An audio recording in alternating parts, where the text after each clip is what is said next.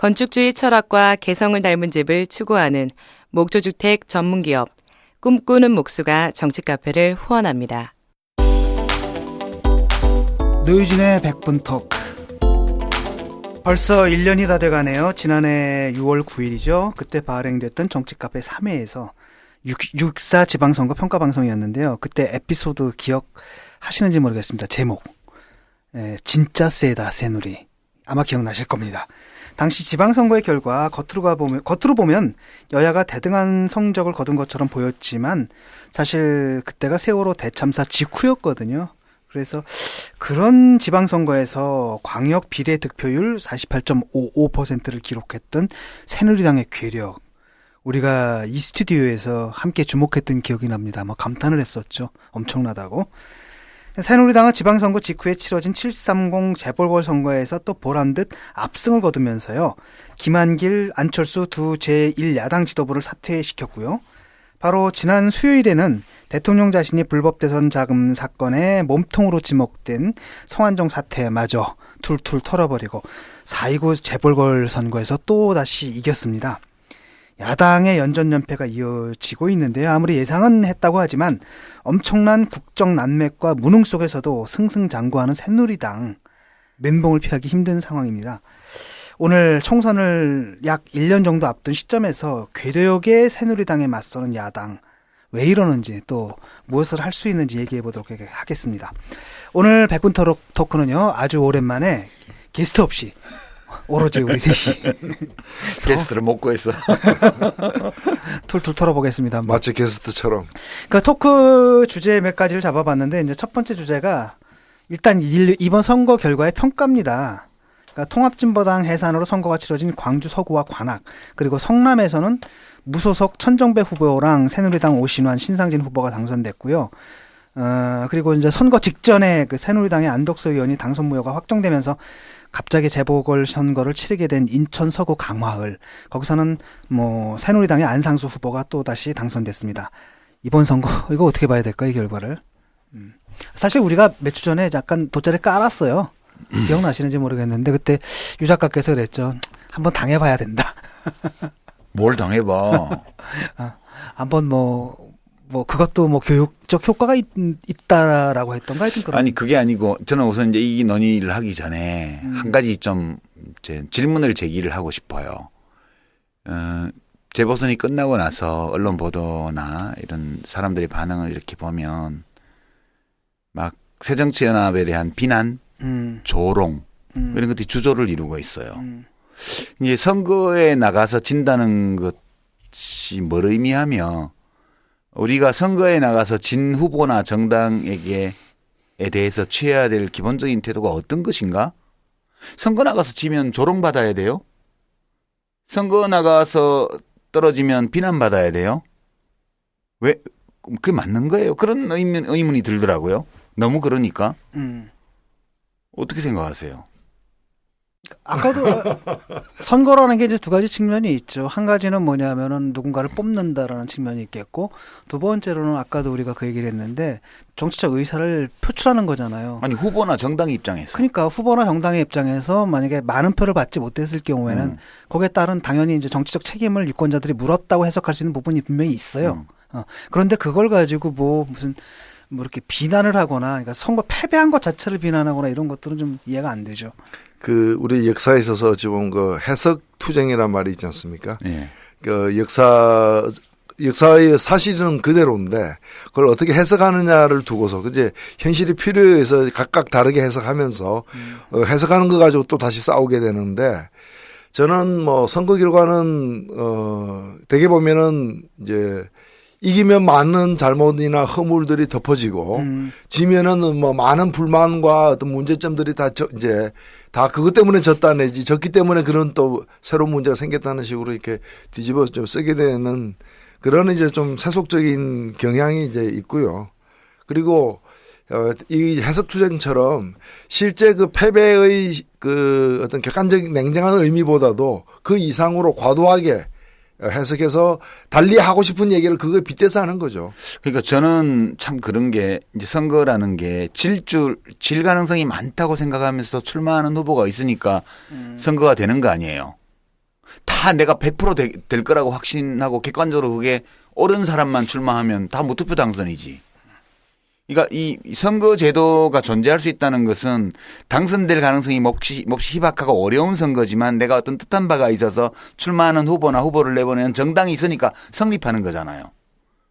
근데 그 선거에서 당선되지 못했다는 이유로 막 비웃고 조롱하고 욕하고 이건 난 좀 아닌 것 같다는 생각이 들어요. 예, 그 부분은 좀 아닌 것 언론이 같은데, 예. 지금 선거가 끝나고 나서 보도하는 걸 보면 전부 그거 일색이에요. 그럼 이제 저는 그렇게 생각해요. 선거에서 이긴 정당과 후보는 우선 축하를 받을 자격이 있어요. 그다음에 선거에 나가서 진 후보와 정당들은 일단 위로를 받아야 된다고 생각해요. 그런 다음에 이 사람 이긴 정당과 후보들이 이겼던 이유가 무엇인지에 대해서 왜 국민들이 그 사람들에게 더 많은 신임을 줬는지에 대해서 분석해보고 그렇지 못한 정당과 후보들은 왜 또 그런 평가를 받았는지에 대해서 판단해보고 그리고 다음 선거에서는 또 좀 더 많은 표를 얻기 위해서 뭐 그대로 하든가 좀 바꿔서 하든가 이렇게 퍼머넌트 그러니까 항구적으로 반복되는 게임이잖아요.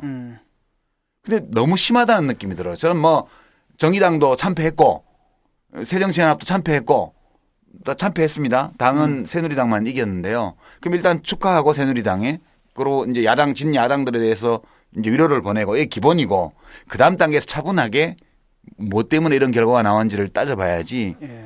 저는 뭐 끔찍해요. 이 신문 방송을 보는 게 참혹한 기분이 들고 너무 끔찍하고 너무 잔인하다 이거는. 그 얘기 좀 하고 싶어요. 그 우리가 스포츠 경기하고 비교해 볼 때 뭐 이긴 쪽에서 기뻐하고 진 쪽에서 이렇게 뭐 오히려 사기가 풀이 죽은 것처럼 되는 건 자연스러운 현상이에요. 졌는데도 싱글벙글 할 수는 없는 그렇죠. 것이죠. 그리고 또 기대가 큰 만큼 실망이 클 수도 있는 것이고요. 그런데 졌다고 해가지고 막 병 던지고 이제 막 휴지 던지고 이제 이렇게 되면 그거는 이제 아닌 거죠. 그렇죠. 예. 예. 자, 그 토크월에서 우리가 지금 다뤄야 할 주제들이 몇 가지가 있는데 그 하나는 뭐냐면 좀 전에 말씀하신 대로 선거가 끝났으면 축하에게는 뭡니까 승자에게는 축하를 던져야 되겠고 패자에게는 명예를 줘야겠죠. 위로와 명예를. 그 다음에 이어지는 것은 이제 분석입니다. 왜? 진보는 정말 이번에 왜 망했는가? 분열로 망했는가? 가장 쉬운 게 이제 분열이지 않습니까? 특히 뭐 관악을이나 광주 같은 경우를 보게 되면은 사실은 그렇죠. 예. 광주야 뭐. 그 무소속한테 졌는데. 예, 광주 같은 경우에는 야권의 분열이라고 표현할 그렇죠. 수는 없죠. 예. 야권의 새정년의 분열. 그들층의 분열이죠. 새정년의 분열이죠. 예. 2-가 2-나가 그리고 출마를 했으니까. 아무도 안 망했어요. 그냥 무소속 후보가 된 거지. 예. 그리고 나머지를 이제 뭐 분열로 봐야 되느냐에서 좀 이견이 있는데요.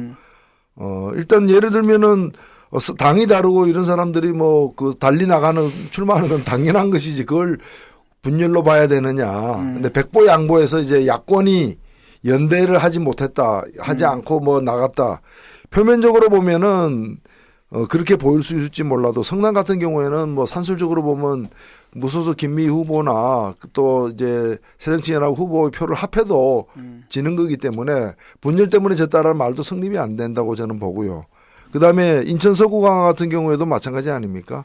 여기도 뭐 정의당 후보와 신동건 후보 표를 합해도 지는 거니까 분열 안 했으면 그것이 분열이라고 저는 인정도 하지 않지만 분열했기 때문에 졌다라는 어떤 그런 산수도 성립되지 않는다라고 이제 봐야 될 것 같고 관악 같은 경우에도 사실은 마찬가지죠.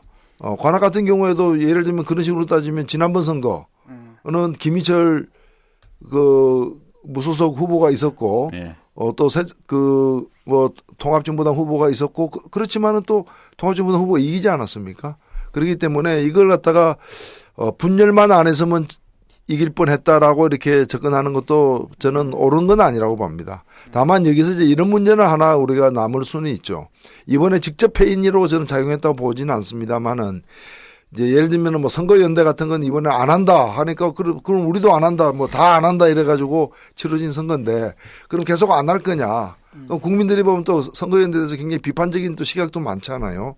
그렇다면은 국민들의 어떤 동의를 얻어서 또는 이제 양해를 얻는 그런 또 다른 방식은 뭐 없는가 이런 데 대한 이제 검토의 과제가 이제 남아 있을 수는 있죠. 남아 있을 수는 있고 사실 저도 이번에 보면은 그 몇 군데서 뭐 도와달라는 얘기도 들었습니다만은 뭐 타당에서도 그 특정 지역에 그 선거 연대하자. 그래서 아니 하려면은 그 공식적으로 그 공공연하게 얘기해가지고 제안하던가 이래야지 마치 이렇게 조용히 양보해 줄 수 있느냐를 타진하는 식으로 선거 연대하자를 이런 제안을 갖다가 몇 군데서 하는데 그런 식으로 해서는 저는 안 된다 보거든요. 그래서 이 문제는 하나의 앞으로 향후 과제로서는 남아 있대. 이걸 패배를 예를 들면 이제 관악만 하더라도 그러면 저기 정동동 씨 나와서 안 나와서면 뭐 이길 수도 있었겠지만은 거기 이기긴 예, 했겠죠. 뭐 이기긴 했겠지만 그럼 그 나오게 된 것이 다 뭐 표면적으로 드러나는 거는 분열이지만 그 분열의 원인은 또 내부에 있는 거잖아요. 내부에서 그런 걸 왜 제대로 못했느냐 하는 문제도 있는 거죠. 그러니까 이제 그러니까 승패가 났고 그거에 대해서 이제 분석을 해야 되는데 분석을 할 때 우리가 어떤 결론으로 가기 전에 전제가 되는 사실들을 좀 저는 짚어봐야 된다고 봐요. 지금 선거평가가 이루어지는 걸 보면 어떤 가치 판단, 평가라는 가치 판단이잖아요. 가치 판단을 하려면 그 판단을 내리는 근거가 있어야 돼요. 전제가 되는 여러 사실이나 이론들이요.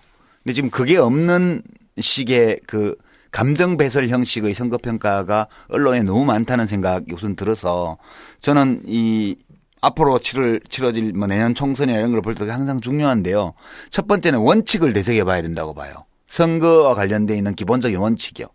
두 번째는 매번의 선거에서 바뀌지 않는 어떤 선거를 치러든 항속적으로 존재하고 있는 그런 우리 현실 이 두 개를 인정을 하고 평가를 해야지 이거를 부정해버리게 되면 한편으로 민주주의 원리를 부정하거나 또는 현실의 기본을 부정하거나 이렇게 돼버린다고요. 제가 이제 되새기고 싶은 원칙은 누구나 출마할 자격이 있어요. 권리가 있고요. 그러니까 헌법과 법률이 우리들 각자에게 보장하고 있는 권리를 행사하는 것을 가지고 그냥 도덕적으로 비난하는 것은 옳지 않다고 생각해요. 그리고 사람들이 정당을 만들 자유가 다 있고 또 정당을 만들었으면 후보를 내보낼 권리가 있고요. 자기의 주장을 펼칠 권리가 있습니다. 심지어 정당이 없으면 무소속으로 출마할 권리가 있어요. 이 권리는 헌법적인 것이고 천부적인 거고 우리 모두가 타고난 거고 누구도 그걸 부정할 수 없어요. 근데 어떤 대의를 내세워서 간단하게 이 권리를 부정해버리는 태도 이게 이제 소위 야권 분열로 인한 패배론의 기초에 있는 사고방식이에요.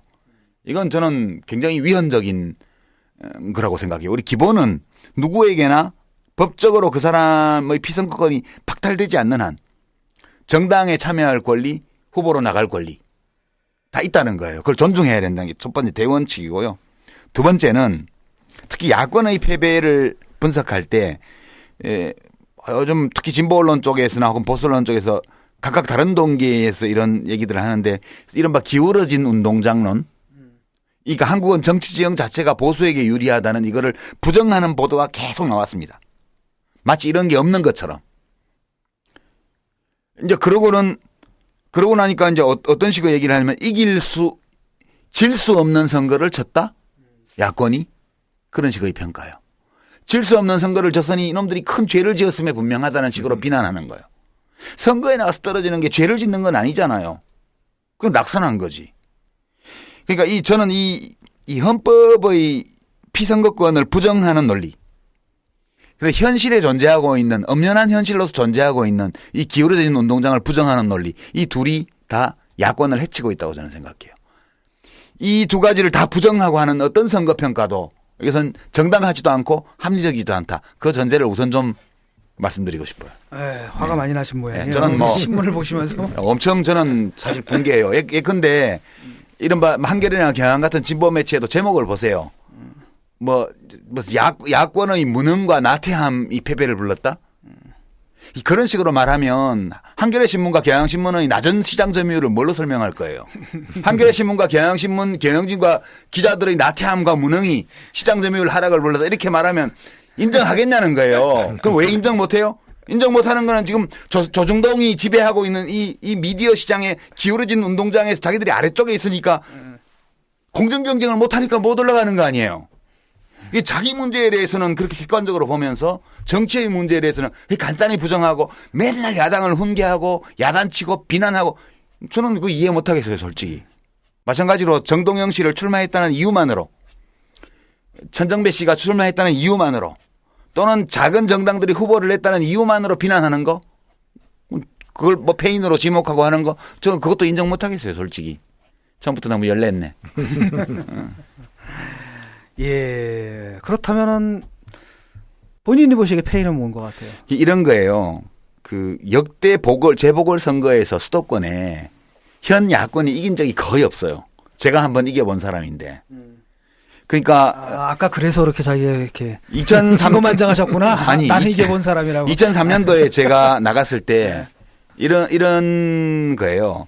이제 투표 이틀 전, 3일 전 여론조사를 마지막으로 했는데 막 아주 유명한 큰 회사에 의뢰해가지고 제가 15%를 앞서 있어요. 근데 실제 투표율이 26%였어요.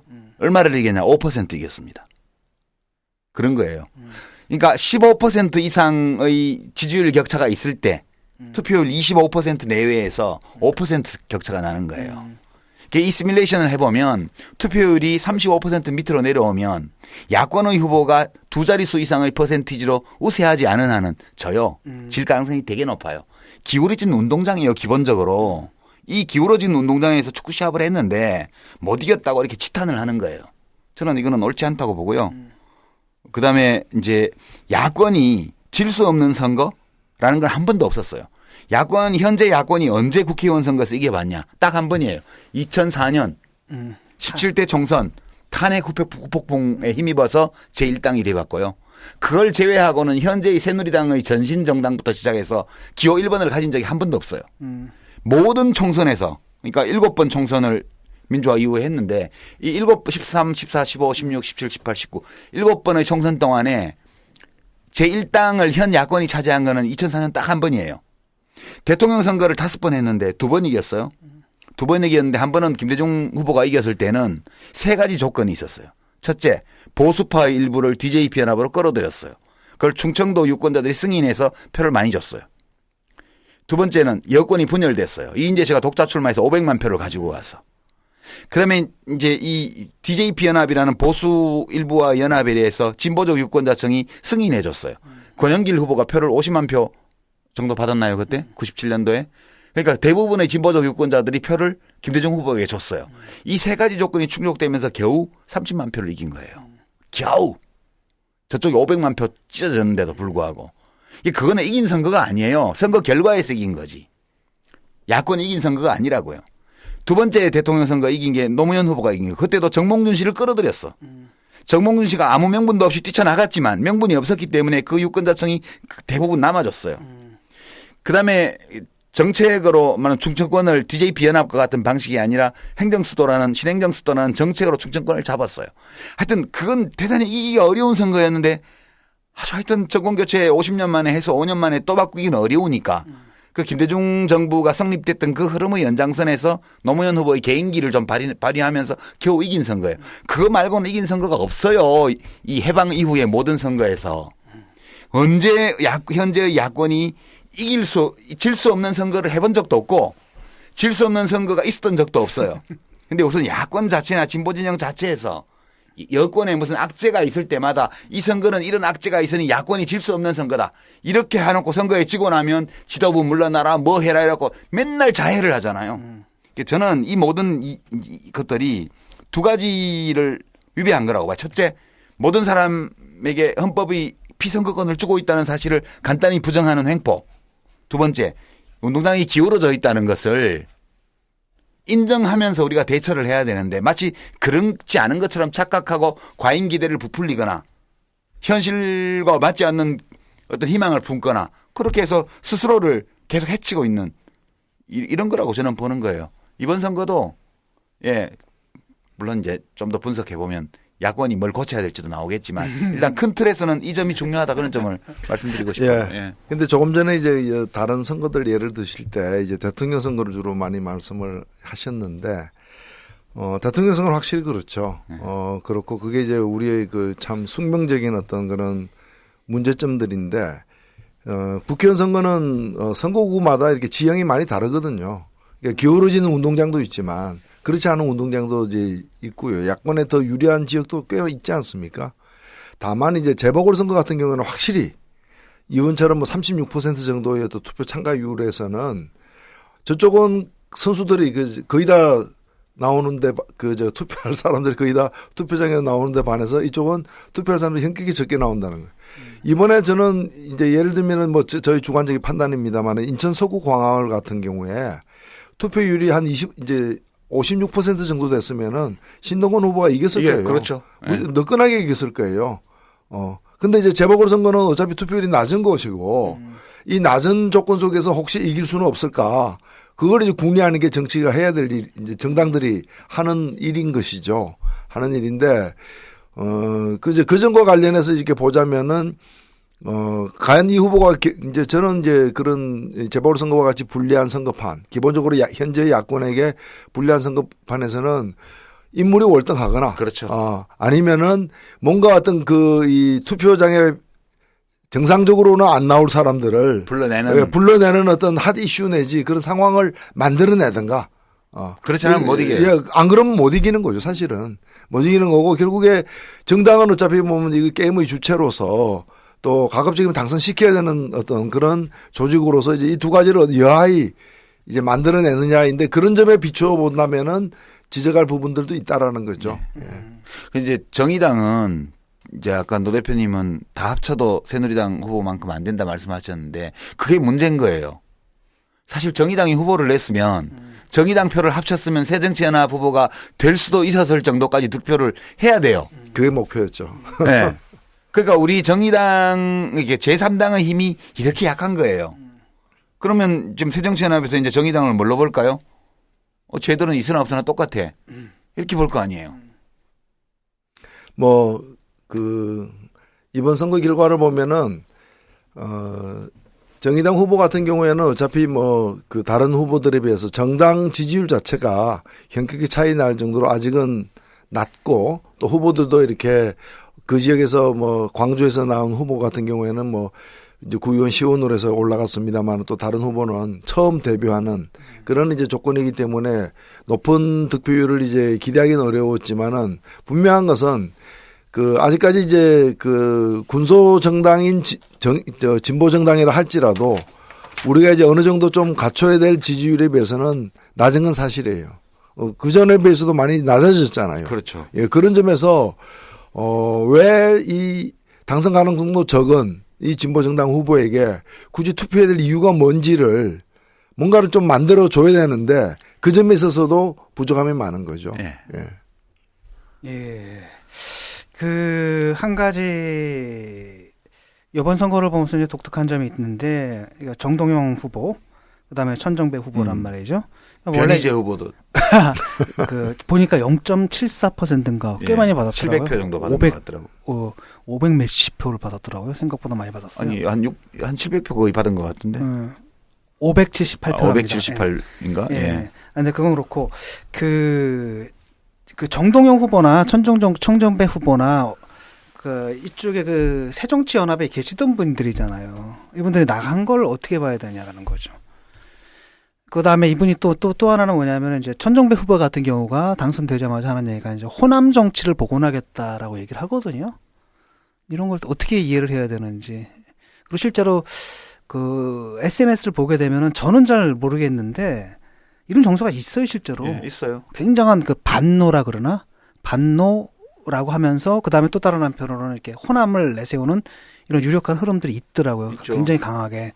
그래서 저는 좀 이해가 잘 안 되거든요. 왜냐하면 저는 경기도 살지만 다른 같은 고향을 가진 사람이 대통령이 되거나 국회의원이 되거나 거기에 대한 이해관계가 없다고 보는데 굉장히 강하게 지금 또다시 보면은 이게 과거로 후퇴하는 듯한 느낌이 좀 들거든요. 이게 솔직히 이게 좀 이상하다.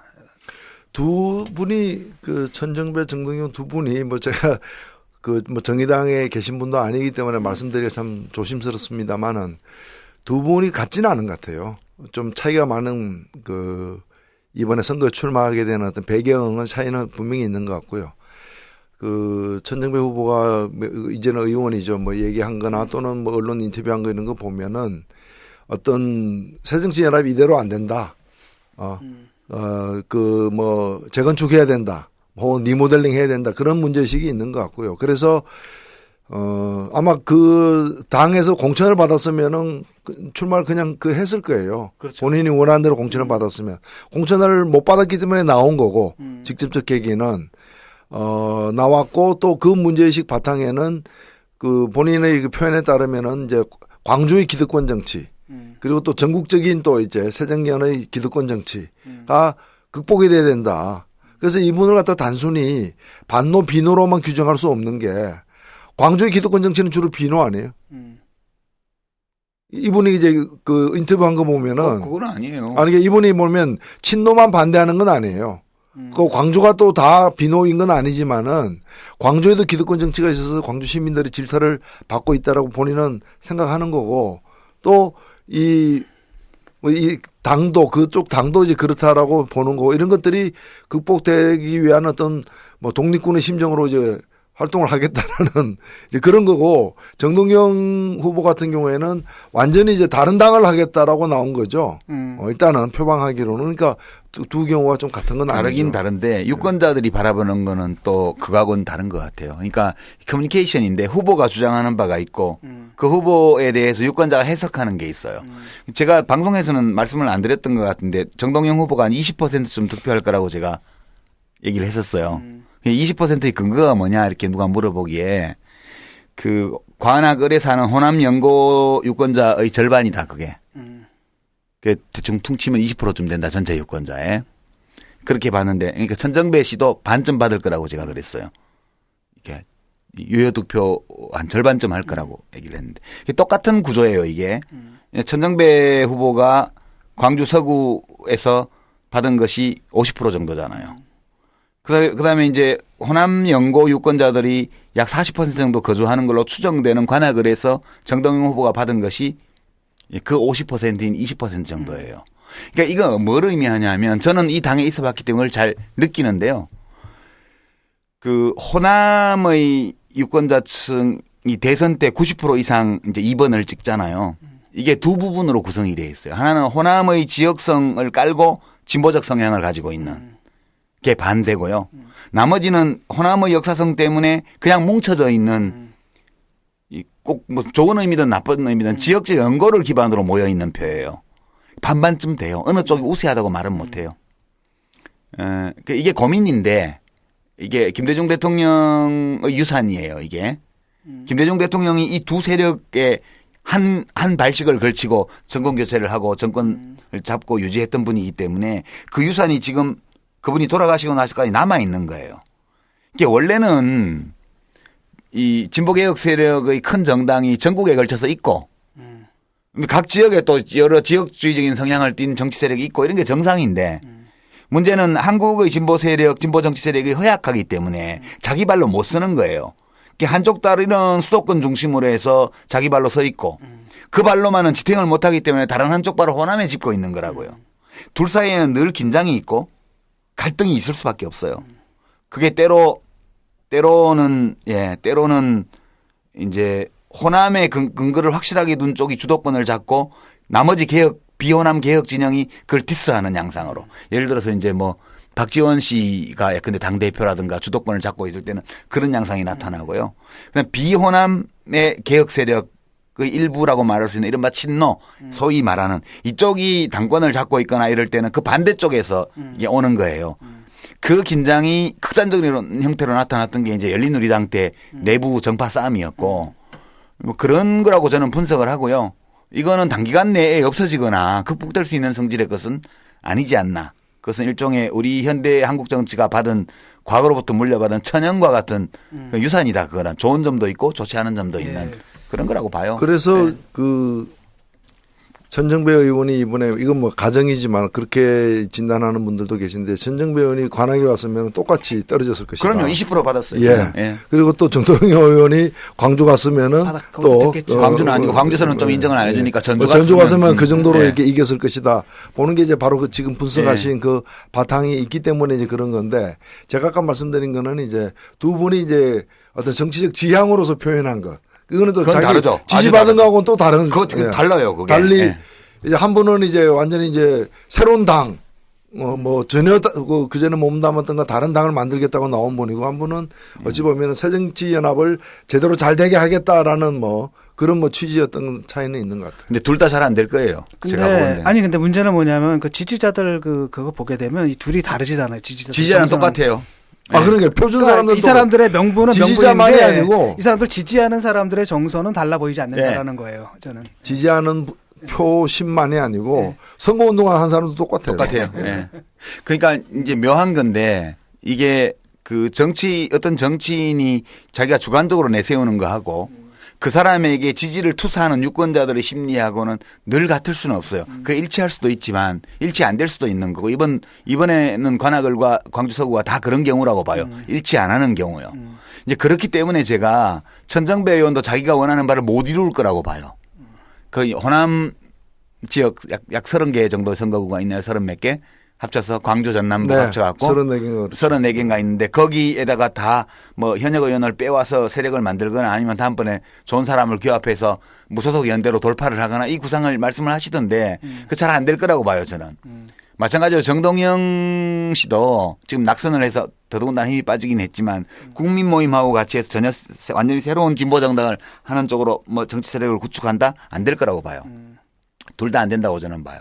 저는 이제 그 뭐 두 개가 좀 다른데 우선 이제 그 호남에서 이제 당이 만들어질 가능성은 지금 보면은 또 하나의 당 나오라고 이렇게 부채질하는 방송들이 많더라고요. 그렇죠. 뭐 나오기를 학수고대하고 있죠. 학수고대 한다라는 이제 방송들도 많은데 당 만든다는 것 자체는 그렇게 쉬운 일이 아니기 때문에 당으로까지 이렇게 만들어지진 않겠지만 어차피 지금 그 여러 이유에서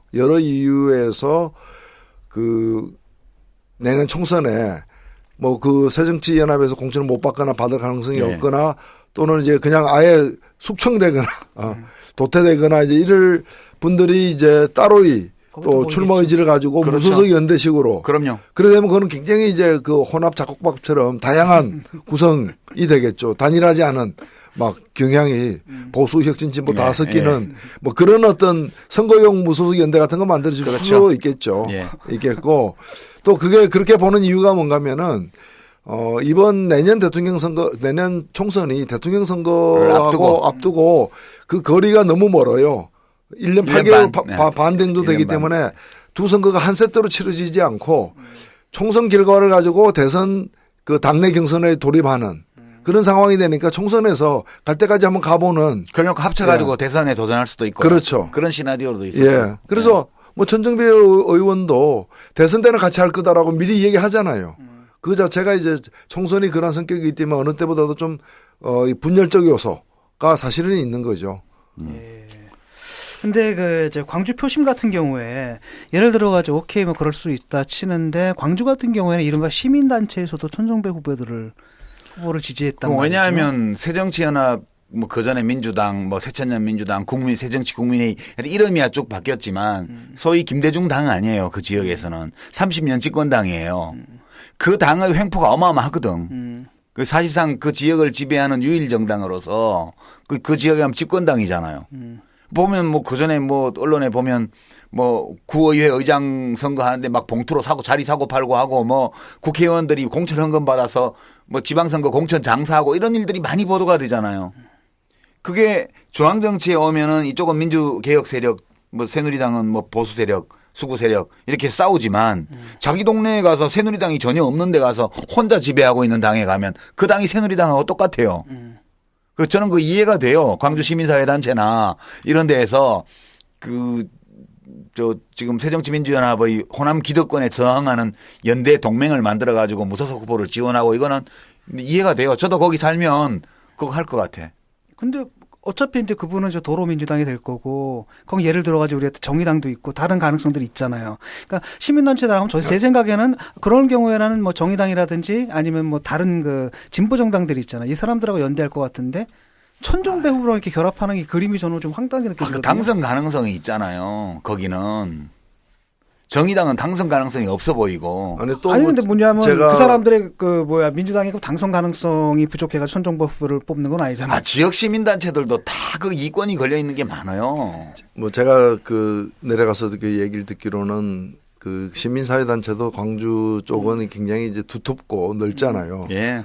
다른 지역에 비해서. 그런데 그래서 그 중에 일부는 또 이렇게 그 큰 덩치는 아닙니다만은 그 지난 한 10여 년간 이거 뭐 이 기득권 정당은 한계가 있으니까 이 진보 정당을 지지했던 시민단체들도 있대요. 있죠. 예. 있는데 최근에 일련의 어떤 사태들을 보면서 이제 진보 정당에 대해서 이렇게 더 이상 지지하기가 어렵다라고 판단하고 뭐 천정배 후보를 지원했던 부분도 있는 것 같아요.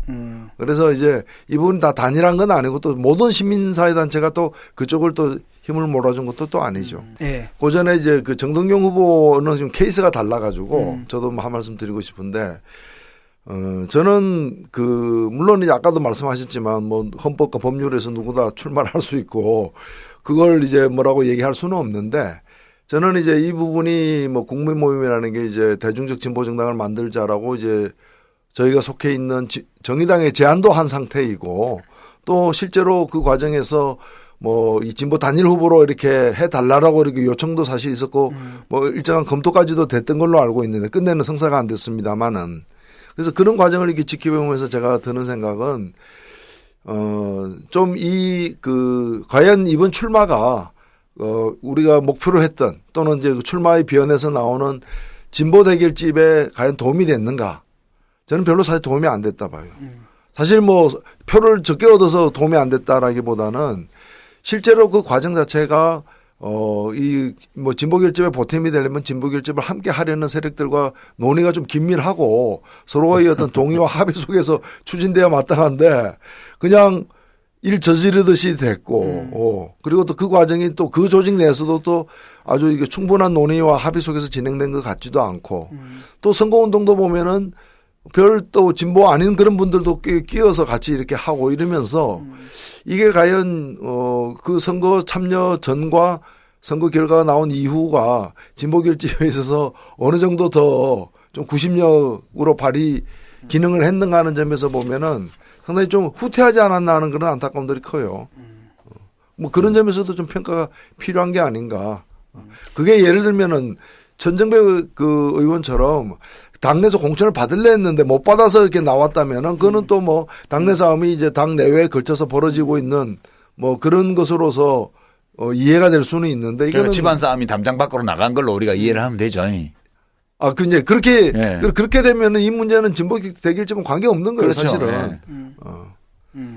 그런 점에서 저는 나가라고 이렇게 뭐 부추긴 세력도 그렇고 또 나가겠다고 판단한 분도 그렇고 그러니까 본인이 처음엔 안 나가려고 했잖아요. 나가라고 했는데 뭐 그 내용이야. 안 뭐 나가려고 우리가 했다가 그다음에 네. 갑자기 나간다고 했다가 그다음에 우리랑 이제 합의도 좀 안 됐고 그러니까 이게 애매모호한 거예요. 그러니까 뭐 하자는 건지 스탠스가 천정배식 스탠스인지 아니면 진보 정당을 함께 건설하자는 스탠스인지 이거 전혀 모호한 상태에서 이제 그렇게 떨어지고 말아버린 건데요.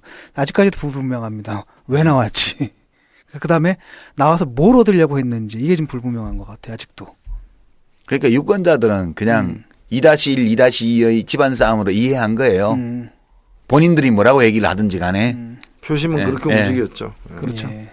제가 이 김치의 맛을 보증합니다. 김치를 뭘로 보증한다는 거야? 김치에 들어가는 재료가 모두 국내산이래. 당연한 거 아니야? 식약처 해썹 지정을 받아서 엄청 위생적으로 관리한대. 아니, 당연히 그래야 되는 거 아니냐고. 30년째 김치만 만들어온 서부농산 이담채 김치라고. 당연한 것들을 당연히 갖추고 30년 전통의 노하우까지 담아낸 서부농산 이담채 김치. 정말 맛있어요, 이 김치는. 지금 바로 딴지마켓에서 구입하세요. 이담채. 그래서 야권이 과연 이제 어떻게 대응을 해야 될 것인가. 쉽게 말하면 지금 정치 지형이 이대로 계속 가가지고는 사실 그동안 이제 위로도 많이 했잖아요. 뭐 다음 선거를 위해서 이번에 뭐 액땜했다 치자, 뭐 백신 주사를 맞았다 치자. 근데 계속 주사만 맞고 있어, 계속.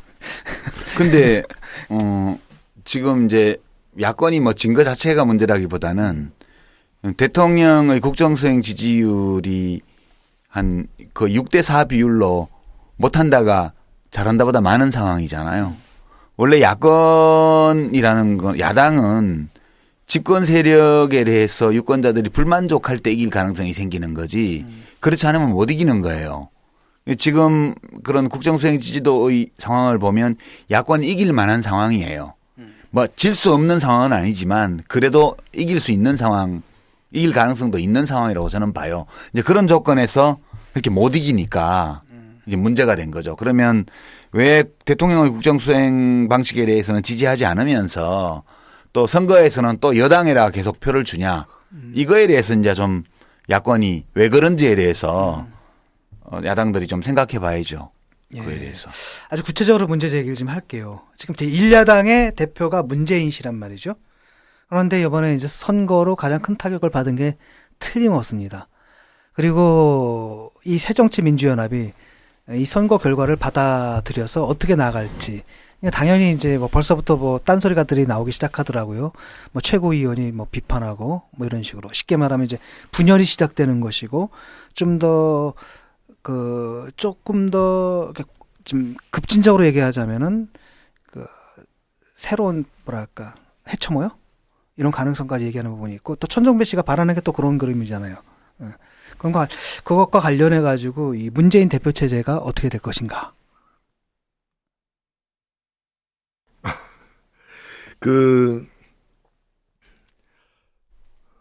말씀드려 보세요. 지난 8년 동안에 지난 8년 동안에 새정치연합 당명이 6번 바뀌었다고 하더라고요. 그러니까 이제 산술적으로 보면 내후년 대통령 선까지 2년 남았으니까 한 번 반 정도 더 바뀔 수 있는데 그만큼 이제 개편이 심했다라는 얘기죠. 그리고 뭐 대표 체제는 더 말할 나위 없이 더 자주 바뀌었고요. 그런데 저는 뭐 상식적으로 볼 때는 뭐 다른 당의 그 문제이기 때문에 말씀드리기 조심스럽습니다만은 이제 뭐 취임 80일밖에 안 됐는데 이번 선거 결과 가지고 뭐 물러나고 이거는 좀 아닌 것 같고요. 왜냐하면 선거 패배가 저는 몇 가지 이유가 있었다고 생각을 갖다 합니다. 사실은 불리한 선거라는 측면도 있고 또 야권 지지자들은 또 이겨줬으면 하는 또 바람이 컸던 선거인데 그 진대에 대해서는 저는 한 뭐 4석 중에서 한 2석 정도는 후보가 좀 더 경쟁력 있는 후보가 선출이 가능했다면은 좀 더 좋은 결과를 갖다가 볼 수도 있었다는 점에서 아쉬운 대목은 분명히 있는데 이것이 제가 볼 때는 가장 더 큰 문제는 선거가 패배해서 물러나냐 진퇴 문제가 논란이 되는 게 아니라 진퇴 문제를 어느 때든 얘기를 하고 싶은 사람들이 있는 거예요. 있는데 이제 이분들이 80일밖에 안 됐지만 선거 결과가 이렇게 나오니까 그 얘기를 꺼내는 거고 이 내부의 그 갈등과 내용이 깊은 것이 사실은 문제인데 그렇다고 이 당이 두 개로 쪼개지면 더 나은 어떤 뭐 정반 합식의 더 나은 결과가 나오느냐 별로 그렇게 보이지도 않는 거죠. 새정치연합은 뭐 이런 얘기를 하는 사람은 거의 없는 것 같은데 제 생각에는 이 당의 가장 큰 문제는 주류가 없다는 거예요. 이제 어느 정치 세력에 모여보면 주류가 있고 비주류가 있기 마련이에요. 그리고 이제 그 주류가 된 사람들 우리가 주류야 이렇게 생각하기 마련이고 비주류는 우리가 비주류야 이렇게 생각하기 마련인데 그게 아니고 이 당은 다 비주류예요. 전부 다. 이게 좀 이상한 소리처럼 들리겠지만. 비주류 연합이요. 그러니까 이제 이게 열린우리당 때부터 있었던 현상인데 그러니까 김대중 대통령이 당 총재일 시절에는 이제 김대중 직계가 주류예요. 그 나머지는 다 비주류야. 그러니까 뭐 김근택에 뭐 정대철계 이게 다 비주류예요. 그리고 김대중 대통령이 그때는 전권을 쥔 이제 대주주에다가 CEO였기 때문에 공천이나 이런 것도 다 조율을 하고 이렇게 해서 비주류도 좀 나눠주고 비주류 중간 보스들도 살게 해주고 이렇게 했단 말이에요. 근데 이제 김대중 대통령이 주류 세력을 못 남겼잖아요. 저는 이제 이게 너무 늦게 대통령이 되셨고 DJP 연합으로 이제 집권을 했기 때문에 지금 동교동계라는 게 남은 걸 보세요. 지금도 권노갑씨 얘기 나오고요. 뭐 그러잖아요. 아니 근데 네. 제가 질문이 있어서 중간에 이제 말씀드리는데 그 주류라는 그 정의가 지금 쓰고 계신 개념이 과반수 세력을 얘기하는 겁니까 아니면 상대적 다수 세력을 아니요, 얘기하는 거예요? 주관적으로요. 그러니까 그래도 상대적 다수를 얘기하는 거예요? 아니, 주관적으로 우리가 상대적 다수일 뿐만 아니라 이 당은 우리가 책임져야 돼. 우리가 쥐고 있는 당이야. 라는 주관적 의식을 갖고 있는 세력이 하나도 없다는 거예요. 이게 제가 2004년도부터 봤던 건데요. 초기에는 정동영 씨가 압도적인 다수였어요. 그때 공천을 할 때 김한길 의원이 뒤에서 다 조정하고 비례대표까지 다 조정해서 좌파 세력을 엄청 집어넣어서 압도적 다수였어요. 정동영 씨 쪽이. 그런데 그분들이 주류답게 행동을 안 하는 거예요. 책임을 안 져요. 주류면 자기들이 이걸 잡았으면 비주류들을 다독이고 끌고 가려고 해야 되는데 이걸 전혀 안 하더라고요. 그래서 봤더니 숫자는 많은데 자기들이 주류라고 생각을 안 하는 거예요. 그럼 누가 주류라고 생각하냐면 대통령이 노무현이기 때문에 친노가 주류라고 생각을 하는 거예요. 근데 이제 진짜 친노는 30명도 안 됐기 때문에 의원들 중에 150명 중에 제가 꼽아보니까 19명이더라고. 그러면 이 사람들은 우리가 주류가 돼야 되는데 숫자가 너무 적어서 주류가 될 수 없다고 생각을 하는 거예요. 이제 그 뒤에 정동영 씨가 그렇게 뭐 이제 좌절을 겪고 대통령 선거에서 완전히 뭐 당을 엉망으로 만들어버리고 그리고 이제 당을 또 사실상 해산하면서 10명 남은 민주당하고 합쳐갖고 했어요. 근데 이제 옛날 민주당을 하던 분들은 탄핵 세력이죠, 그게. 노 대통령 탄핵했던 쪽은. 자기들이 숫자가 많아졌어 또 나중에는. 근데 또 주류가 아니에요. 옛날에 열린우리당한테 받은 구박이 생각나고 계속 주관적으로 비주류야. 그러니까 주성영 최고위원 같은 경우가 열린우리당 출신임에도 불구하고 바로 최고위원회에서 막 불평을 늘어놓으면서 사퇴하자는 등 뭐 문재인 대표한테 들이받고 하는 이유가 그 비주류 행태예요. 자기가 주류라고 생각한다면 절대 그러지를 못해요. 그러니까 친노는 숫자가 적어 비주류. 숫자가 많은 데들은 자기들이 대통령하고 안 친해서 비주류.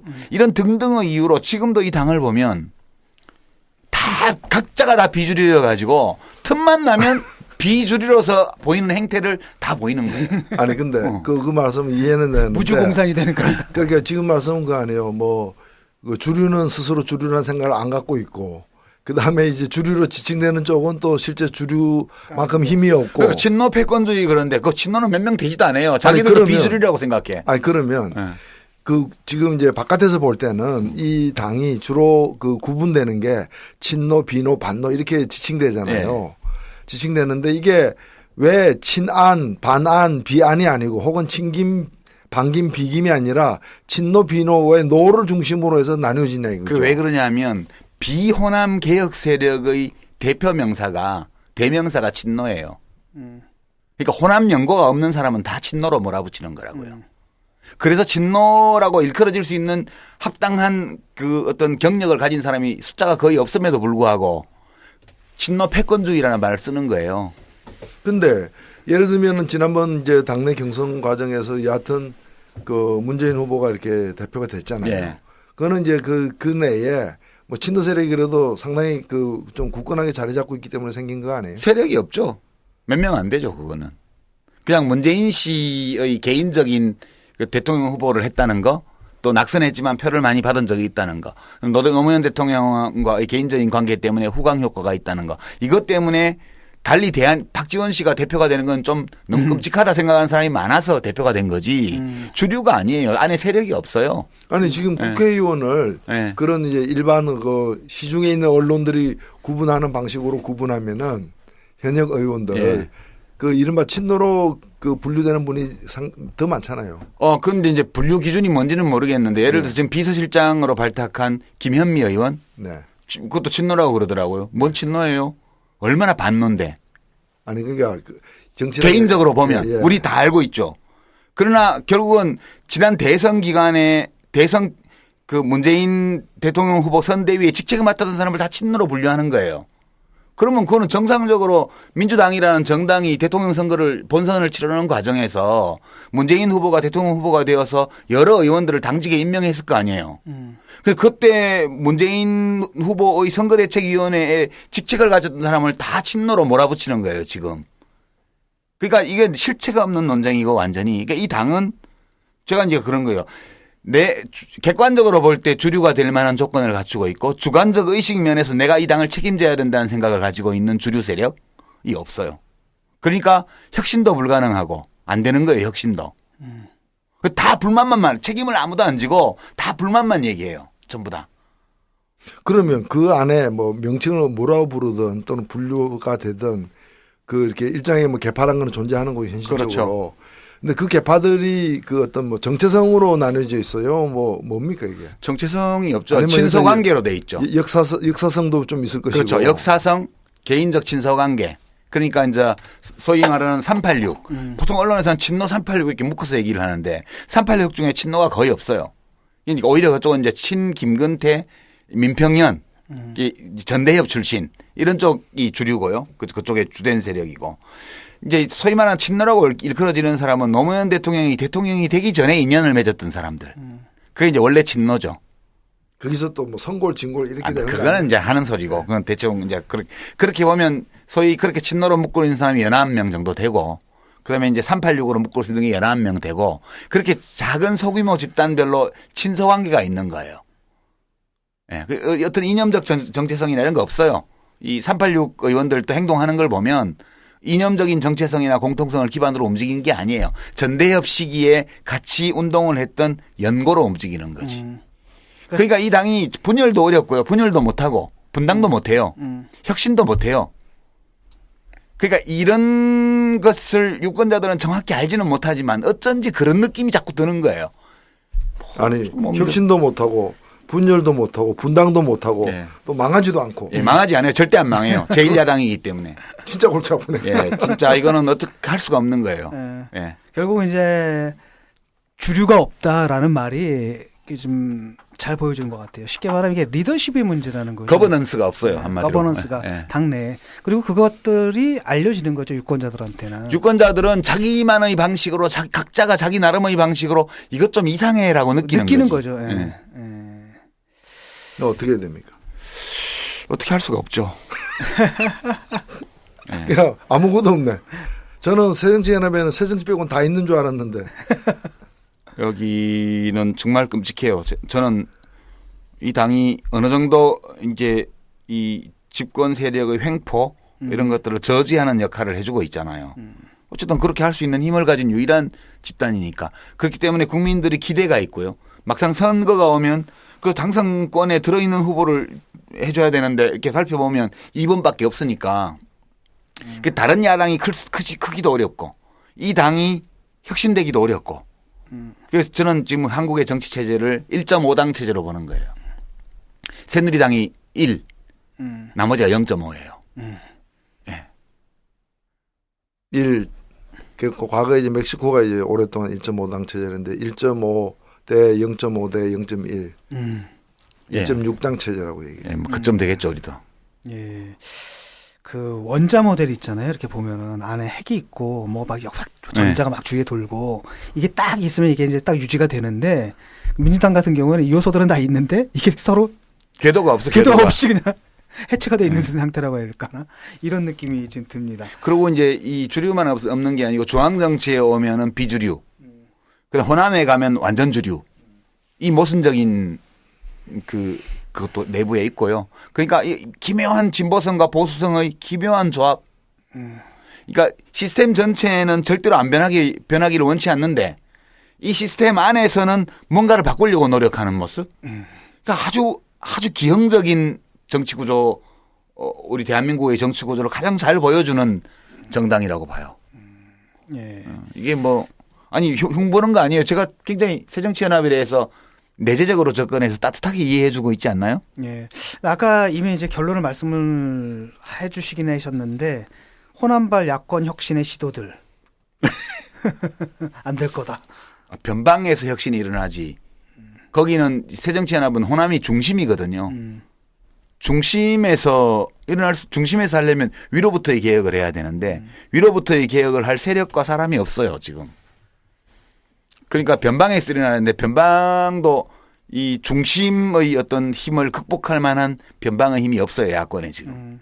근데 이제 이런 문제란 말이에요. 실제로 지금 뭐 당 이대로 안 된다. 그 현재 이 대표 체제에 문제가 있다.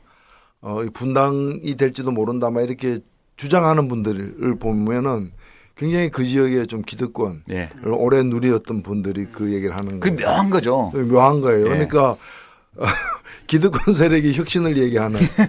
근데 그 혁신이라는 거는 사실은 그 반지도부 뭐 그런 예. 거죠. 그리고 어찌 보면은 현재 돌아가는 판이 광주 시민들이 그 광주의 오래된 그 기득권 누리는 그런 이제 현지 여당이죠. 그러니까 현지에서 여당화되어 있는 그 새정치민주연합의 일부 인사들에 대한 이제 불만이나 이런 게 높으니까 내년 선거에 어찌 될지 모른다라는 위기감에서 그렇죠. 오히려 혁신을 먼저 얘기하고 뭐 새로운 호남 정치 복원을 먼저 얘기하는 그런 측면도 있어요. 사실은. 이제 호남 정치 복원이라는 것은 일견 이해할 수 있는 일이기도 해요. 제 생각에는 호남이 지난 대통령 선거 2번 지는 과정에서 계속 90% 이상 2번 후보에게 표를 몰아줬잖아요. 한 번은 정동영 후보지만 한 번은 부산 출신 이제 문재인 후보한테도 그 못지않게 표를 몰아줬는데 2번 다 대선에서 졌죠. 그리고 이제 총선에서 연달아서 졌죠. 그러니까 그다음에 이제 중앙 정치에서 호남에서 제일 유명한 정치인이 박지원 씨예요. 예? 그리고 새로운 인물이 없어요. 그러니까 그 허전함. 한때 김대중이라는 아주 거목을 그 자기 지역 출신의 정치 지도자로 이렇게 보유하고 있었던 지역이 가질 수밖에 없는 어떤 허탈함 이런 거 저는 이해가 돼요. 근데 그러면 전장배 씨가 리틀 DJ를 많이 모아서 뭘 한다는데 될 수 있냐? 그거는 좀 아니지 않나? 그런 생각이 또 드는 거죠. 그러니까 이게 참 진짜 이 마음이 안정이 안 되는 거예요. 그러니까 이제 문재인 대표에 대해서 또 이런 거죠. 저 사람은 나쁜 사람은 아니고 그런데 우리 동네 사람도 아니고 마음에 썩 들지는 않지만 그래도 새누리당이 나쁜 놈인데 저거를 어떻게 좀 지지율도 좀 있고 하니까 그래도 봐줘야지. 문재인 대표 체제에 대해서는 이런 정도의 심리란 말이에요. 그러니까 굉장히 약한 거죠. 그 기반이. 문재인 민주당 대표 자체가 개인적인 카리스마나 역사적인 어떤 경력이나 이런 게 있어서 확고한 자기 지지 기반을 가지고 있는 사람이 아니잖아요. 그러니까 굉장히 취약한 거죠, 지금. 그래서 무슨 호남에서 무슨 전정배 의원 방식으로 저렇게 해서 야권을 혁신한다? 뭘 어떻게 하자는 건지 그 자체를 모르겠어요, 저는. 예, 그러니까 난망하죠, 앞을 보면. 예. 그러니까 근데 이제 이런 시나리오가 가능하잖아요. 이분이 이제 뭐 한편으로는 이제 민주당에 있는 여러 의원들을 규합을 해가지고 뭐 민주당은 아니에요. 민주당은 마포당사를 새로 구한 이상한 당이고요. 새정치연합이에요. 새정치연합의 그 지금 기존 의원들 중에서 몇몇을 빼내가지고 새로운 세력을 규합한다든지 아니면은 이제 다음번 총선에 아까 뭐 무소속 연대라든지 이런 식으로 하게 될 경우에는 우리랑 이제 당장 또 걸리는 거잖아요. 네. 그렇죠. 정의당은 거기 이제 제3 세력으로 이렇게 발을 디디기가 더 힘들어지는 부분들이 분명히 있거든요. 그게 그 역할을 해버리니까. 네. 예, 뭐 그건 결과적으로 그렇게 될 수도 있고 아닐 수도 있는데 뭐 그것 때문에 어떻게 하라고 그렇죠. 하는 건 저희가 아니죠. 그거야 뭐 자기들이 알아서 할 문제지 뭐 우리가 뭐라고 할 문제는 아니죠. 예. 그래서 우리 당의 입장에서는 지금 야권 혁신에 대해서 어떤 입장을 취해야 되나? 야권 혁신은 어떻게 할 수가 없고 우리 혁신부터 잘해야죠. 그러니까. 저는 뭐 솔직히 말씀드려서 예를 들면 국민 모임 같은 데서 이제 야권 교체와 진보 결집, 진보를 결집해서 당을 만들어서 그걸로 야권의 주도권을 갖겠다라는 얘기는 장기적 플랜으로는 그렇죠. 다 있을 수 있는 일인데 그걸 당장에 실현할 것처럼 이렇게 생각한 거는 굉장히 오판한 거다. 진보 세력이 아무리 다 똘똘 모은다 하더라도 야권을 교체할 만큼의 현재 실력이 안 되는 거네. 그렇기 때문에 저는 이번 출마권과 관련해서도 이번 출마가 진보를 모아가지고 도전해서 야권을 기성 야권을 꺾어가지고 야권의 지위를 주도권을 교체하는 이런 판이 아니었다고 저는 보는 거죠. 그래서 저는 한편으로는 이 진보 결집은 진보 내부의 문제이고 국민과의 관계라면은 진보를 모아서 진보 모은 데서 국민들이 진보가 모였다고 막 감동하거나 갑자기 낮은 지지율이 높아지지는 않을 거예요. 그러나 이것은 어떤 좀 시대적인 어떤 좀 과제, 자기 숙명으로서 이제 흩어진 진보를 모아나가야 되는 것이고, 그리고 진보가 국민에게 지지를 받는 건 아직까지는 자신의 노력으로 그래 진보도 쓸만해, 진보도 좀 의석을 좀 갖고 있어야 돼 이런 인정을 받으면서 진보가 커나갈 필요가 있다. 이걸 약간 내부에서 자기들끼리 집안 싸움 하듯이 여기서 막 물어뜯는 식으로 마치 일가 친척도 아닌데 일가 친척인 것처럼 덤벼들어 가지고 같이 그런 싸움판에 끼어들 필요는 저는 없다고 생각되거든요. 그래서 한편으로는 진보 결집 야권은 정의당 수준에서 지금 관심 갖고 뭐 어떻게 한다 그래서 달라질 문제도 솔직히 아니에요. 그리고 이쪽 과제도 아니에요. 그렇기 때문에 다만 전체 판에 영향을 많이 주겠죠. 그래서 우선 자기들이 해야 될 자기 앞가림부터 먼저 해야 된다. 그것이 이제 진보 결집에 있는 것이고 두 번째는 지금 이제 어찌 보면 이번에도 드러났지만 진보가 뭐 지난 한 12년간 계속해서 내리막길을 걸어서 여기까지 왔잖아요. 그러면 다시 좀 이미지를 회복하고 신뢰를 쌓아나가는 좀 그런 자기 본연의 활동에 더 집중할 필요가 있다는 것이고, 만일에 세 번째는 뭔가 하면은 이제 야권이 좀 정리가 된다면은 저는 좀 정책적으로는 경쟁하되 큰 판에서는 서로 좀 협력해 나가는 그리고 과거의 어떤 그런 식상한 선거연대 방식을 좀 넘어서서 국민들이 좀 동의를 얻을 수 있는 그런 어떤 정책적 연대를 좀 만들어 나가는 게 돼야 되는 게 아니냐. 저는 정의당 문제도 좀 우리가 진솔하게 그 진실하고 솔직하게 좀 생각해 봤으면 하는 생각이 있어요. 되게 이제 예전에 제가 이제 큰 당의 당원이었을 때 그때 이렇게 담장 너머로 진보 정당들이 하는 걸 이렇게 힐끔힐끔 많이 봤죠. 그때 선거가 끝나고 나면 평가를 다 하는데 그때 들었던 느낌이에요. 저 진보 정당들은 별 성과가 없는데도 맨날 성과가 있었다고 평가를 하네. 솔직히 그런 느낌이었어요. 아니 뭐 득표율도 몇 프로 안 되고 의석도 못 얻고 이래도 나름 성과가 있다고 평가하고 막 그러더라고요. 그래서 성과가 없는데 왜 자꾸 성과가 있다고 평가를 하지? 그렇게 좀 의아해했었어요. 우리가 하는 평가를 일반 유권자들이 들으면 제가 그때 받았던 느낌과 비슷한 게 들지 않을까? 그런 생각 좀 해요. 그래서 저는 정의당은 한편으로는 이제 뭐 진보 재편, 진보 통합 관련해서 이야기도 나누고 뭐 이제 이렇게 협의도 하고 이렇게 노력을 해 나가야 되겠죠. 그리고 이제 그거 포함해서 좀 한국 사회의 미래를 이렇게 설계하고 이러는 당의 비전과 정치 세력으로서 이 어떤 정책 이런 것들 좀 더 다듬어 나가고 만들어 나가는 노력도 해야 되고요. 근데 이게 위로가 될지는 모르겠는데 선거에 나가면 못 이기니까 그 계속 의미 없는 일을 우리가 하고 있다고 생각을 할 수는 없잖아요. 그러니까 뭔가 우리가 하는 이 행동에서 어떤 의미를 찾으려고 우리가 노력을 해야죠. 이제 그 참고 삼아 이렇게 얘기를 하자면 선거제도가 우리하고 다르기는 한데요. 독일 녹색당의 경우를 보면 그게 정치학 이론에서도 그게 나오던데 제가 그 90년대 공부를 할 때 녹색당이 독일 정치의 무엇을 어떻게 바꿔 놓았나.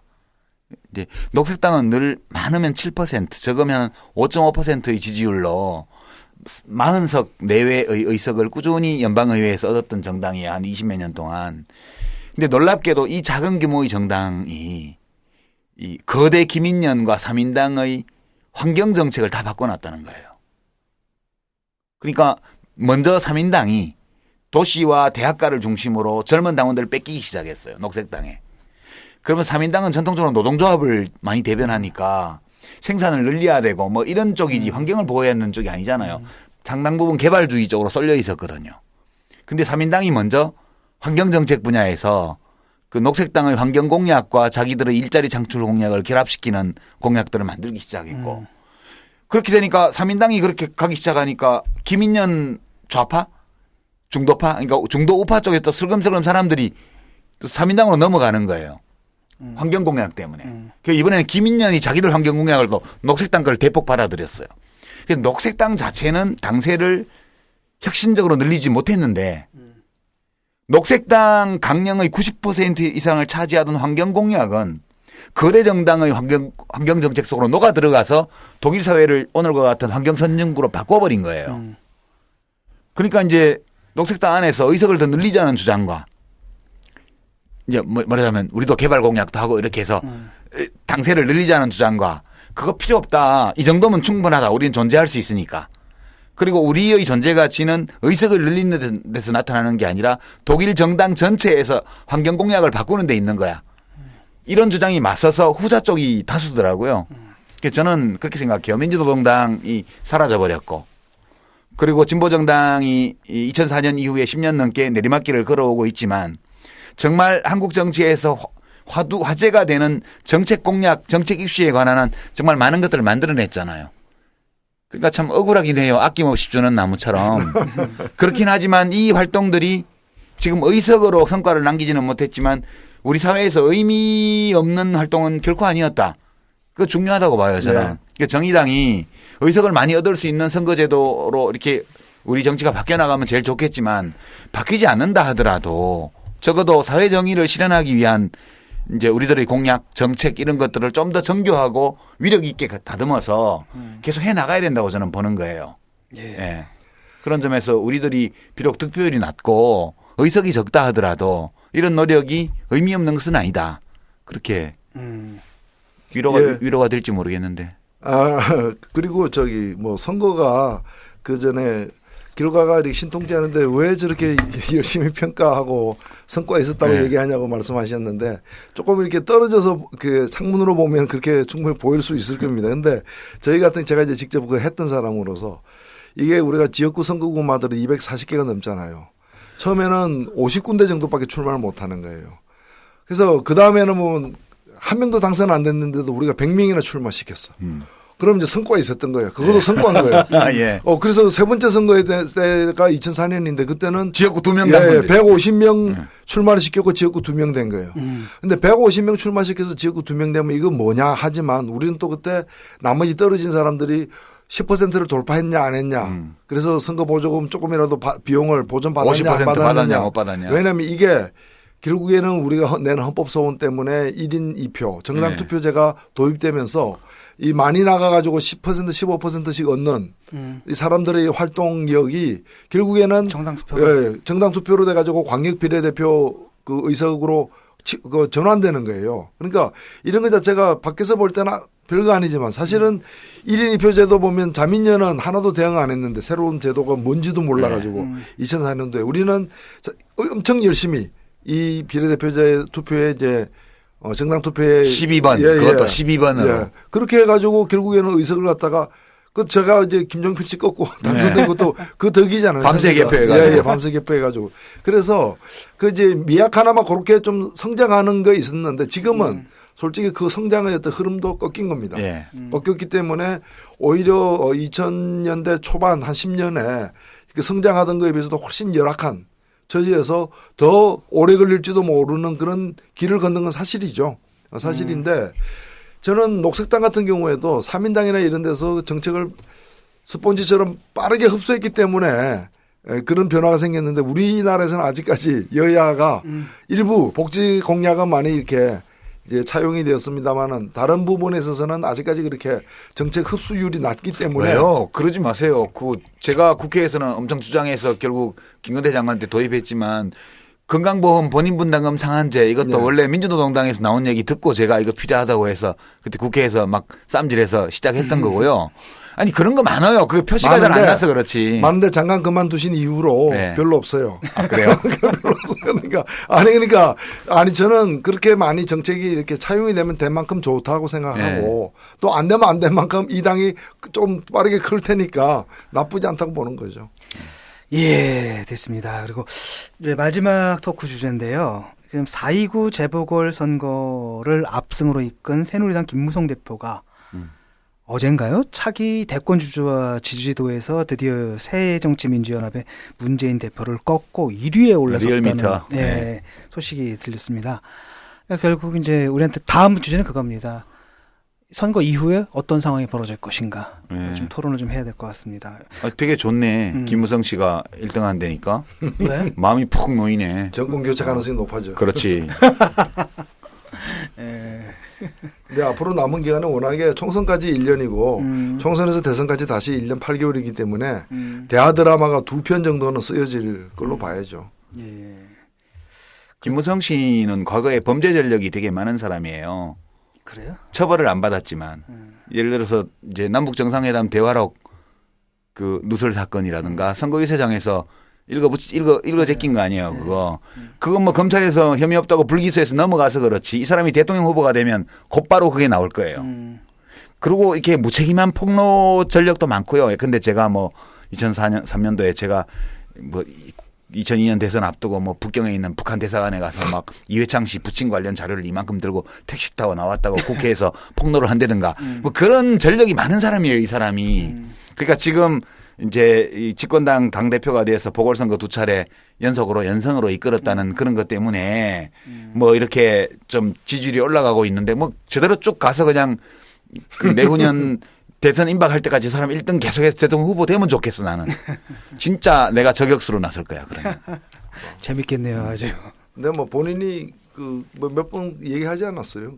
그럴 의사가 없다고. 그건 저렇게 되면 이제 막 그 가계도 다 나올 거예요. 친가, 외가, 처가 이렇게 해서 다 나오고요. 대한민국 현대사 100년이 반복되는 거야. 이제 김무성 씨가 아버님이 나오면. 근데 이제 벌써 저기 가면 안 되고요. 예. 예, 좀 그냥 만만 이렇게 예고만 하겠습니다. 가네마루신가. 뭐 하여튼 예. 머리 아픕니다. 그 밖에서- 축하해줄 일이죠 뭐. 근데 예. 이제 적어도 지금 뭐 여당이 뭐 압승을 했기 때문에 앞으로 이제 전국에 흘러가는 것들이 상당히 이제 뭐 보수적인 방향으로 흘러갈 것 같기도 하거든요. 예. 그런데 세월호 시행령 문제도 그렇고, 인양도 안 할지 몰라. 등등등등. 예. 이런 문제 어떻게 해야 될까요? 그렇죠. 지금 뭐 우선 성완종 씨 사건부터가 지금 그렇죠. 흐지부지. 일단 예, 예. 성완종 씨 사건이 좀 흐지부지 되겠죠. 아니 이제 저 이완구 홍준표까지는 하겠지. 근데 이제 사임은 사실은 그게 뭐 정치적 책임은 다 져야 되는 게 마땅하나 이완구 총리 사임한 거 가지고 이제 퉁치려고 하는 거고 그다음에 뭐 그 이른바 법정에서 다툼은 두 사람만 다투는 정도로 그 정도로 가겠지. 그 정도로 이렇게 하려고 하겠죠. 그러니까 지금 이 성완종 리스트 수사에서 최대의 걸림돌은 박근혜 대통령 스스로예요. 자신이에요. 수사 방해 세력이죠. 그 성완종 사건은 2막으로 안 간다고 그랬잖아요. 2막으로 안 가는 것 같아요. 1막 3장으로 끝날 것 같아요. 예. 가장 핵심적인 부분이 이제 사실 그 대선 비자금 문제잖아요. 예, 그거는 유야무야 해야지. 검찰에서 그거 하나 못하면 뭐 지금 보도에 따르면은 뭐 2억을 줬다는 이제 언급이 저쪽 경남기업 측인가 그쪽 임직원 입에서 나오고 있고. 이런 김모 씨가 와서 가지고 갔다는 거 아니에요. 그거는 이제 맥시멈 가봤자 배달 사고로 정리하고 끝내겠지. 예, 우리 대통령 근처까지 못 가게 할 거예요. 예. 그건 뭐 대통령 스스로가 지금 그 앞장서서 물 뿌리고 있잖아 이미 다. 과거부터 쌓여온 적폐를 차제 확실히 수사해서 없애라. 그런 거죠. 그러니까 이완구 총리가 사실은 굉장히 복잡하고 광범위한 이 수사가 될 것이다 얘기한 게 바로 이 대목이에요. 자기 그렇죠. 문제가 아니었어. 그때는 자기가 그렇게 될 줄 모르고 이제 엉뚱한 거 걱정하고 있었던 거지. 예. 어쨌든 야권으로 이게 불길을 옮겨 붙일 만한 소재를 검찰이 오늘 이 시간까지는 못 찾은 것 같아요. 근데 사실 이번 그 공무원연금 합의 과정에서도 약간 좀 드러났는데 지금 집권 후반기예요 사실상. 예. 후반기고 또 후반기라고 하지만은 내년 총선까지는 1년밖에 안 남았기 때문에 내년 총선에서 그 집안이 그 새누리당이 역대 최근의 어떤 선거만 하더라도 완전히 한 번은 완전히 이제 친박이 작살나고 또 한 번은 그 반대로 되고 이런 엎치락뒤치락이 있었기 때문에 내년 선거에서 공천권 행사를 어떻게 하느냐 40%씩 물갈이 되는 판에 이제 그와 관련된 이 긴장. 그러니까 박근혜 대통령 정무특보 세 사람은 공천 못 받는 거 아닌가? 그럴 수도 있고요. 그래서 사실은 이번에 이런 게 그냥 4.3처럼 보이지만은 왜 국민연금까지 연계하는 걸 합의해 줬느냐 마느냐 이걸 갖다가 윤상현 의원이 뭐 기자간담회 자청해가지고 뭐 청와대의 진노를 대변하고 그 국민연금이 뭔지도 알지도 못하는 사람들이 나서가지고 그래. 그러니까 결국에 이것이 이제 내년 총선까지 그 집안 내에서는 이것이 가장 뜨거운 어떤 그런 이제 그 분란의 어떤 그 출발점이 되고 있는 거죠. 그러니까 김무성 대표가 이번 공무원연금 그 개편안의 여야 합의를 저렇게 한 거는 정치력이 어느 정도 있다는 뜻이에요. 머리가 좋은 사람은 아니지만 그래도 앞뒤 맥락을 짚어서 그 정도 판단할 수 있는 정도의 능력이 있는 사람이라는 걸 보여준 거고요. 그리고 지지율이 저렇게 올라간 거는 꼭 재보궐선거뿐만 아니라 이 영향도 없지 않은 것 같아요. 이 사람이 정치력이 좀 있고 그리고 머리도 어느 정도 돌아가는 것 같다. 그리고 이렇게 사람 부리는 수완도 있고 조직을 운영할 줄도 알고 선거도 잘 치르는구나. 이렇게 되면서 지금 올라가는 거거든요. 예, 그래서 이제 그 사람이 가진 장점이 많이 돋보이는 그런 흐름이기 때문에 자연스럽게 그건 이제 보면 되는 거고요. 이제 앞으로 그러면 어떻게 될 거냐. 그게 이제 관심거리죠. 예. 그 얘기를 해달라고 하셨더니 관심거리라고 말씀하시네. 다음번 총선 때까지 지도부잖아요. 다음번 총선 때까지 지도부인데 그 제가 이제 추측하기에는 글쎄 야권 인사들은 이제 새누리당이 뭐 시끄럽고 막 쪽박 깨지는 소리가 나고 그러면 좋겠다고 생각하겠지만 저 김무성이라는 사람이 아직 임기가 이제 1년 반 남은 현직 대통령 상대로 이제 총선하고 대선까지 기간이 길기 때문에 그렇게 심하게 대립각을 세울 그럴 걸 아닌 것 같아요. 예, 그런 사람이 아니에요. 네, 다음 총선도 새누리당은 상당히 잘 이 결속된 모습으로 총선을 치르게 될 거다. 그렇게 돗자리를 깔죠. 뭐. 그리고 이제 야당 같은 경우에는 저는 그 문재인 대표가 어떻게 하는가가 상당히 중요하다고 봐요. 어차피 그 당내에는 보면은 물과 기름처럼 이렇게 틈만 나면은 또는 여건만 마련되면은 이제 또 이렇게 뭐 당을 따로 한다거나 이럴 만한 그 소재가 워낙 다분하기 때문에 그렇죠. 네. 이걸 어떻게 잘 관리해서 이게 뭐 하나로 동일하게 동질의 것이 되기는 어렵겠지만 이걸 어떻게 좀 결국에 뭐 정치나 리더십이라는 게 그런 거잖아요. 그런 걸 어떻게 잘 관리해서 최대한 어떤 그 손실을 갖다 막아내느냐 하는 문제가 있는 것이고 정의당 같은 경우에 저는 이제 뭐 자기 할 일 열심히 하면 된다라고 생각은 하지만 그 다음 단계 가서는 결국에 그런 이제 야권 전체의 어떤 지형의 변화 내지 분란의 어떤 정도가 영향을 미칠 수밖에 없거든요. 그래서 이제 뭐 그렇다고 해서 그걸 갖다가 뭐 그 노심초사 지켜본다고 해서 될 문제도 아니 것이고 진보를 결집시키고 또 자기 정당으로서 아직까지 저 당은 그 뭘 잘할 수 있는가에 대해서 의문인 잘 모르는 경우들도 많기 때문에 아직은 그래서 자신들이 어떤 성격의 당이고 우리 정치에 어떤 쓰임새가 있는가를 갖다가 좀 제대로 보여주는 한 가지라도 뭔가 이렇게 좀 인상적인 어떤 정책적인 어떤 그 문제제기 능력이라거나 또는 대안 제시 능력을 보여줄 필요가 있는 거죠. 그러니까 이제 국민들한테 우리는 귀하들에게 필요한 사람이에요. 라고 말할 수 있어야죠. 그죠? 그렇죠. 네. 그런 거죠. 예, 그 얘기를 마무리하기 전에요. 딱 한 가지 이제 작은 질문인데요. 그 진보 대결집과 관련해 가지고 지금 상황이 좀 바뀌지 않았습니까? 예를 들어 가지고 정동영 씨가 만약에 됐다고 한다면 굉장히 다른 모습으로 상황이 전개되고 있을 텐데 안 됐단 말이죠. 하는 가운데 한편으로는 국민모험이라는 게 있고 그다음에 이들과 선거 연결을 했던 노동당이 있고요. 그다음에 우리 이제 정의당이 있지 않습니까? 또 무슨 노동연대인가요? 뭐죠? 그 네. 노동정치연대. 노동정치연대. 지금 이들과의 그 연대 얘기는 지금 어떻게 되고 있나요? 구체적으로? 아직 뭐 선거구에 이렇다 할 어떤 새로운 그 대화가 시작이 안 된 걸로 알고 있습니다. 어쨌든 뭐 근데 선거 결과로 인해서 어차피 뭐 이렇게 이루어진다고 한다면 만약에 의지가 있다면은 사실 주도적인 역할을 할 수 있는 건 정의당일 수밖에 없을 것 같은데 어떻게 그렇죠. 보세요? 예. 그거 당연하죠. 상황이 좀 그렇게 돼버린 거죠. 그 불행하게도. 불행하게 왜 불행해요? 아니 근데 다른데 좀 힘센 사람들이 좀 많이 있으면 힘을 합치면 더 좋잖아. 근데 그 참 그러네. 예. 그런 고민이 있는 거죠, 사실은. 이거 어찌 보면은 의무방어전처럼 해야 마땅한 일을 또 하는 것이고 또 다른 한편으로는 예. 이것이 큰 어떤 여기 또 이것만 되면 뭐 다 해결된다는 식으로 이렇게 지금 과도하게 기대하기는 어렵기 때문에. 예. 네.